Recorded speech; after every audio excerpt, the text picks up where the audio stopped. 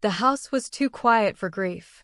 I remember thinking that on the third day after Thomas died, his toothbrush was still by the sink. His cologne still lingered in the bedroom doorway. The corners of the home hadn't accepted he was gone, not yet. But his daughter had. If you've ever been blamed for something you didn't do, if you've ever watched someone lie and get away with it, then stay with me. Because this story doesn't end in tears. It ends in truth. And when the truth comes, I want you right here with me. Subscribe, so you don't miss what comes next. Brielle stood across from me in the kitchen, phone in hand, tone razor sharp.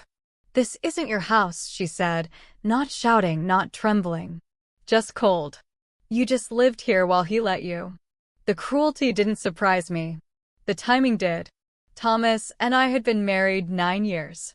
I knew the tension with Brielle had always simmered, more resentment than rebellion.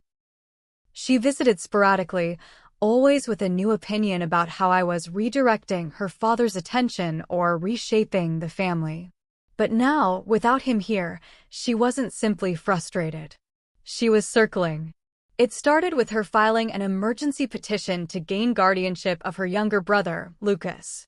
She said I was emotionally abusive, that I isolated him, that I controlled every decision he made, from what he wore to who he spoke to. She didn't come with evidence. She came with tears. They worked. The judge issued a temporary order. Lucas would remain in the house, but shared custody would begin immediately. The restraining order followed days later. I couldn't speak to him directly. Couldn't be alone with him in the same room.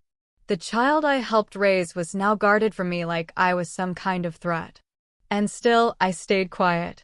Because I had seen storms like this before. Brielle played the role well. She cried on cue. Gave one soft-spoken interview to a local outlet. "I just want what's best for my brother," she whispered, her voice breaking. She always said horrible things about our mom. She tried to erase her. I didn't. But I was erasing something now, my patience. You see, if you've ever had someone lie about you, lie so well that the world started to believe them, then you'll understand what I did next. But before I tell you, I want you with me for this. Not just to listen, but to witness. If you've ever had to fight back with the truth, hit that subscribe button. Because you're going to want to see how this ends. I lost the house within 2 weeks. Or rather, I was invited to relocate until the matter was settled. Thomas had named me primary in the will. The estate plan made that clear. But with the judge hesitant and Brielle mounting public support, the executor asked that I temporarily vacate for the health of the family. The same family that now locked me out of my own bedroom. I packed quietly. Lucas stood at the top of the stairs. He didn't say a word. She stood behind him with her arms folded. And I thought, she thinks this is the end. That the lie is strong enough. The performance good enough. But she hadn't noticed one thing. She'd gotten sloppy. And I hadn't. Not yet. I didn't fight her in court, not at first. It would have played too easily into her story. The unhinged stepmother grasping at power, screaming against the noble daughter who just wanted to protect her little brother. The media had its angle, and she fed it well, soft pastels in her interviews, a quivering voice at public hearings, always framing herself as the wounded survivor trying to do right by her family. She even said I made her father rewrite the will. As if Thomas hadn't spent 2 years updating it himself after learning what Brielle had really done during her so-called semester abroad. What she didn't know, what no one knew, was that I'd already started my own investigation. Quietly. Legally. Ruthlessly. I didn't hire just any private eye. I hired someone who used to audit digital fraud in pharmaceutical lawsuits. The kind of man who knew how to lift deleted texts, track burner accounts, and map message metadata to real-time location. He started with Brielle's phone. Not directly. Through her boyfriend, Jason. 19, arrogant, and very, very sloppy. He'd used a VPN to hide his identity while coordinating with Brielle about the custody scam. But he didn't know the VPN leaked DNS requests. He also didn't know his fake psychology referral, used to find a professional who'd testify against me, was registered under his college's IP address. The trail unfolded fast. Jason and Brielle had written everything down. Fake narratives, how to coach Lucas into repeating certain phrases, and even payment screenshots for a woman they claimed was a trauma counselor, but turned out to be an unemployed drama coach with 2 years of unpaid parking tickets. I watched the footage. She sat on a park bench with Jason, giggling as she said, "It's not even about Lucas. I just want her gone." She said I was creepy, that I always looked at her funny. She invented details I didn't think even her imagination could stretch to. Things that could destroy someone. But what she didn't realize was how casually she confessed when she thought no one was watching. And now someone was. I sat in my temporary rental that night, the lights off, just the glow of my laptop screen lighting the room. I had the screenshots, the video, the timeline, the receipts. It would have been enough to clear my name, but I didn't just want my name back. I wanted the silence after her fall to be louder than all the applause she stole from me. You ever had someone smear your name so thoroughly you start to question your own reflection? If you've been there, if you've felt that fire in your chest where your reputation used to be, hit subscribe. Because what I did next isn't just justice. It's payback. The next morning, I contacted my attorney. Not the estate lawyer, someone new. Clean. Uninvolved. She specialized in custody reversals and expert witness fraud. When I showed her the video and records, she didn't blink. "We won't just win," she said. "We'll make sure the judge never forgets how she lied." "And the court of public opinion?" I asked. "Even better," she smiled. "Let's make her famous for the right reason." I didn't go to Lucas yet. He was still caught in her web. Still repeating lines she'd fed him, still unsure where the truth ended and her story began. But I knew he loved me. And when the time came, I wouldn't need to convince him. I'd let her lies do the talking. The irony? She practiced victimhood like a theater monologue, each line tighter, more polished than the last. The private investigator's cameras caught her in her room one afternoon, door slightly cracked, light pouring in through the vanity mirror as she rehearsed her testimony. I was scared to sleep most nights. I saw her take my dad's phone and hide messages. I didn't feel safe after my mom died. She tried different tones, meek, defiant, broken. She even added a stutter, paused for effect, then nodded at herself in the mirror like an actress on opening night. And I watched. Not with hate. With surgical focus. We'd placed a tiny recording device in a gift bag Jason brought over. One she believed held skincare products. It sat on her dresser for 5 days, broadcasting rehearsals, strategy calls, and more than one drunken boast about ruining the old witch. Meanwhile, the false psychologist, Miss Trina Mayer, was preparing a statement for court. She called herself a trauma specialist. Claimed to have treated Brielle for over 6 months. Except there were 2 problems. She wasn't licensed in this state. She had never seen Brielle in person. We had their Venmo logs. Payments labeled consultation, therapy prep, and even one that read, "For court magic." That one became our title exhibit. My attorney advised silence. "Let her keep talking," she said. "She's doing half our job for us." So I stayed quiet. I let Brielle think the storm had passed. Let her keep dressing Lucas in neutral sweaters for photo ops, holding his hand like some savior figure. She arranged more interviews, this time with advocacy groups.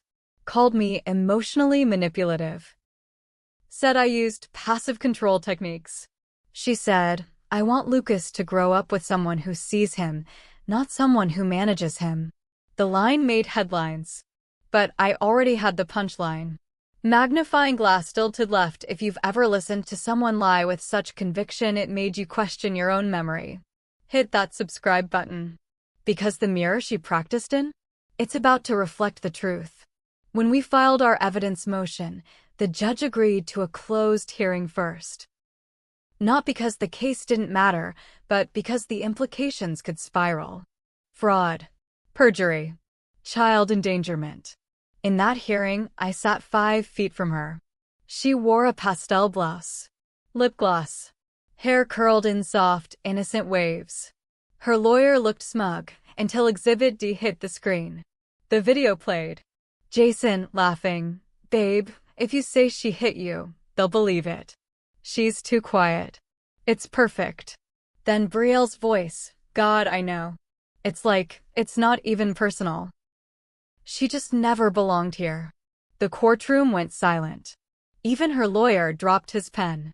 Brielle didn't cry. She didn't scream. She just froze, jaw half open, lips twitching like she might speak but couldn't find the script. There was no script left. Only the truth. The judge looked older than I remembered him, tired, maybe, or just disappointed. He didn't raise his voice.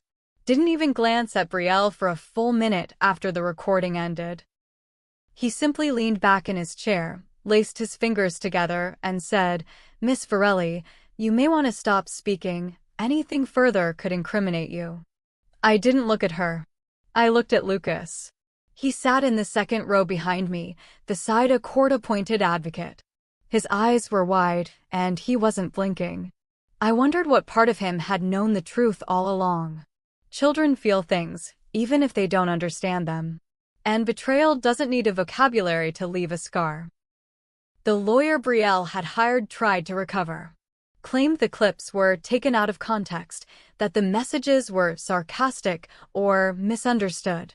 He argued that teenagers say stupid things and that none of it disproved the client's lived experience.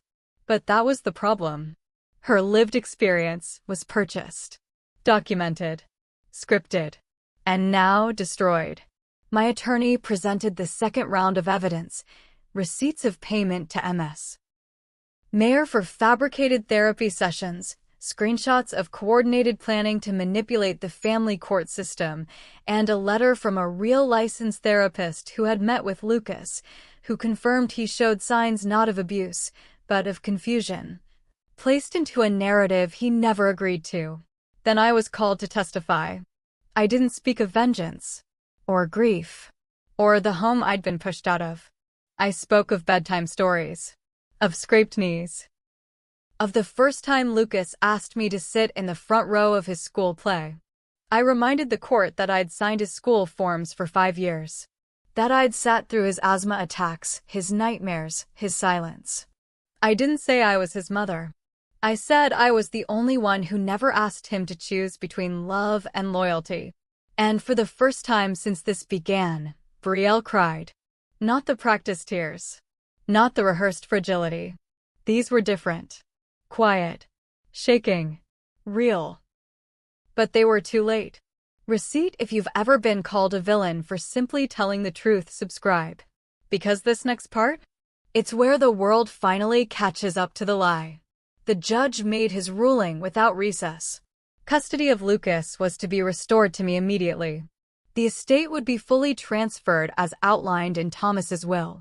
A criminal referral was issued to the district attorney for further investigation into Brielle's conduct. MS. Mayor was ordered to cease all professional representation pending license review. And Brielle? She was escorted out, not in handcuffs, but under supervision. The look on her face wasn't rage. It was recognition. She knew the performance was over. I didn't celebrate.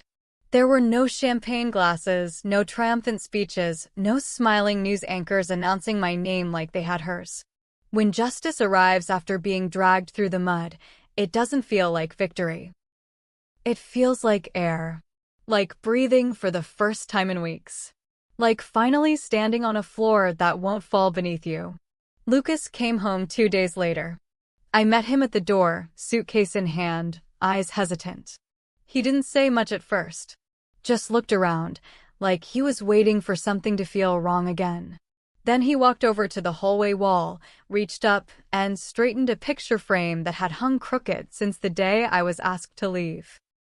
"Feels better like this," he whispered. And it did.